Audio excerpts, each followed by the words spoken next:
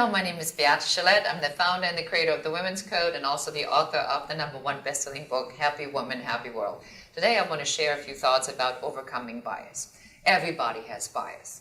If we're on the freeway and somebody drives really slowly and we say it must be an Asian driver, that's bias. If we go into work and we see somebody who is, overweight, we may have a bias. We judge them. We make judgments constantly. So we have to overcome bias, do the first thing. It's the first pillar of the Women's Code. Be fully aware. Awareness changes everything.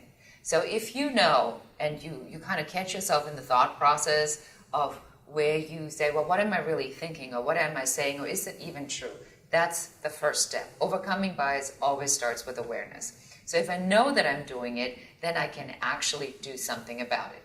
The second step is another pillar of the Women's Code is called support.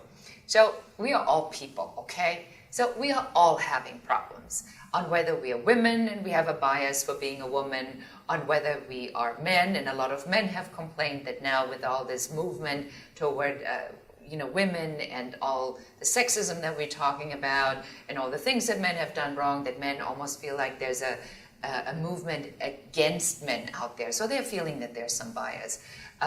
African American people say there's a bias, which we are watching now in the NFL here with all the football players taking a knee. So that is about racism, about bias against a particular race. So it's really everywhere. Every single person I know feels that there's a bias of some sort or another. With that awareness in mind, it is easy to understand that to get to the support part is that we're all suffering from it. Okay, you are not exempt, I'm not exempt from it. So we make a joint effort to really support each other as people. That's how you overcome bias, is by making it about the person. And that means that you're going to actually have to make an effort to get to know the person, or to at least understand where they're coming from. And we see this right now with the crazy stuff in politics all over the world, is that we're making judgments and then we look for arguments that mount our point of view.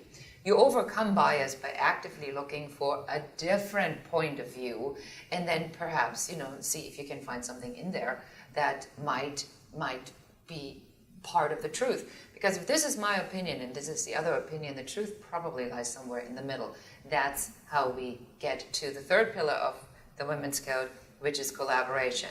Overcoming bias, awareness, support, and that's how we achieve with collaboration. We're all people. Keep that in mind.